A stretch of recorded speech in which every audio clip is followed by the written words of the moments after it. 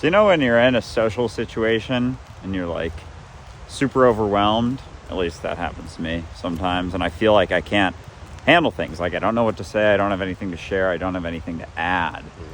You ever feel that way? All the time.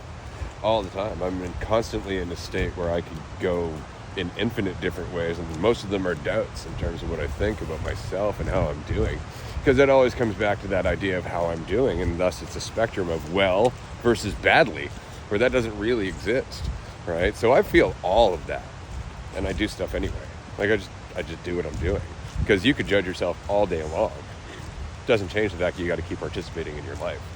But I feel that all the time. All the time. It just doesn't have to drag you down. Just because it's there, that doesn't mean it has to cripple you. Yeah, it's like that self-judgment is always an option. And if it's always going to be an option, then I don't have to assume that I need to get rid of it. Because if there's not a way to get rid of it, then I can just feel it. You're like, oh yeah, that's an option. I don't have to judge myself necessarily. I can just show up. I don't have to live up to any expectation. I don't have to live up to a bar every situation throughout my life. Like, there's not a right way to do it. And I'm never what I assume I am.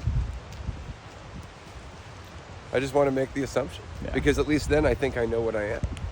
And the alternative is not knowing what I am, and then I can't judge my progress. And if I can't judge my progress, then I can't feel like I'm doing well or badly. I have to accept that all I can do is do. And so I go back to this idea of myself. And all of that is based on an assumption, all of which is based on an assumption from the past.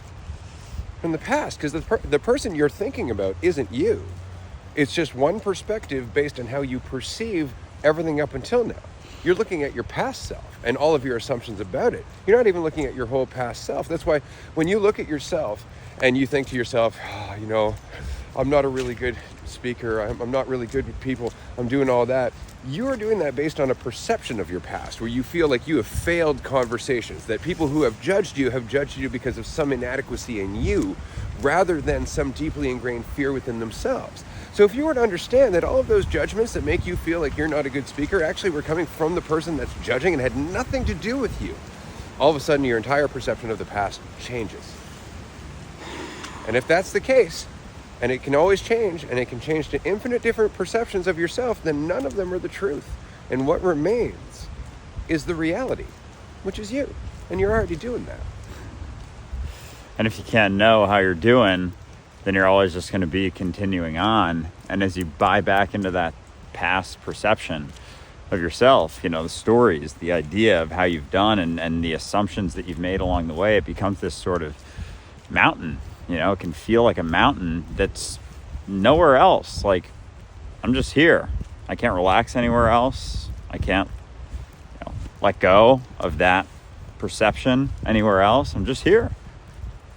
If I can't escape what I'm doing, what I'm going through, what I'm dealing with, the feeling that I'm feeling right now, why do I feel like I have to?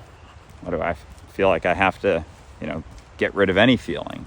It's just what it is, and it's always my response to it as well. It's always my response to that initial sort of feeling, making assumptions about it, that it means something about me, instead of just being willing to have that faith moment to moment and let go of the idea that there's a right way to live, a right way to act, a right response to have on a podcast episode. Let go of this idea that there's a right way to do a podcast episode or a conversation, because there isn't. There's no right way. No right way to do anything. No right way to step. No right way to walk. No right direction to take your life. It's like you got what you got right here. If you're not making the most of it, why aren't you making the most of it? If you're not having fun, why aren't you having fun? If you think the situation should be more fun, it's like you're the situation. You can be the fun. You can show up. You can be the party as you walk into a room. You can start a conversation with anyone on any topic. Random thing you see on the ground, acorn. I wonder which tree that fell off of. This ground here in this forest, it's like really matted down. It's not really, there's not too many paths through. It's almost like the entire forest is one organism. That's pretty crazy. So anyway, that's it. You good? Is the point. You just be you. you're not here to entertain anyone. We really have this fixation on, judging our progress. Like if I go into a conversation and it isn't ideal in every way for everyone, I've somehow failed humanity and myself and everybody who's ever raised me. Like there's so much in terms of stakes, and we don't realize so much of that was how we were raised, that we were always taught, learn as much as you can because there's a test.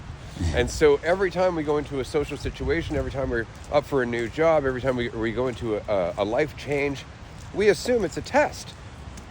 We assume it's a test, and it's not a test. It does not in any way indicate anything about us other than what we're going through right now.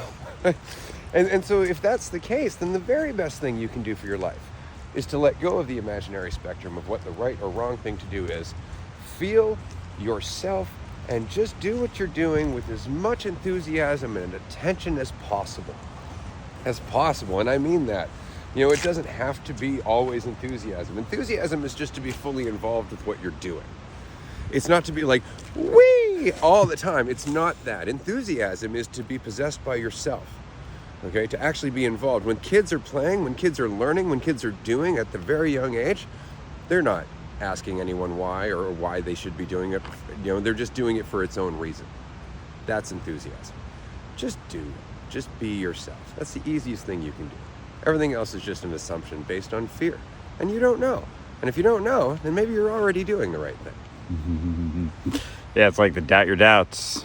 I'll have all this doubt for anything, but I've never doubted the fact that maybe my doubts aren't quite correct, and I can just show up and, recognize that if I want to get to a point in my life where I'm being myself more often, the only chance I can practice that is right now. The only spot I can be myself, the only spot I can relax is right now. And so, I've recognized more recently, like, am I going to spend my life judging myself? Like, if I'm judging myself right now, am I going to spend my entire life continuing to do that? The situation that I'm in, but, a fear bubbles up, a concern bubbles up, a tension bubbles up. It's like I'll sometimes assume that that's always going to be the case. And it's never always going to be the case, but it's always there, in potential. And now I'm totally lost my train of thought. And so I'm just going to stop talking here. Are in a beautiful, beautiful forest, Bowen Park in Nanaimo, British Columbia. Shout out to Bowen Park and Nanaimo, British Columbia. The point being is that after all this talking, what was the point? Just be here. Just be you. So we're going to stop talking and do that. Go do the same.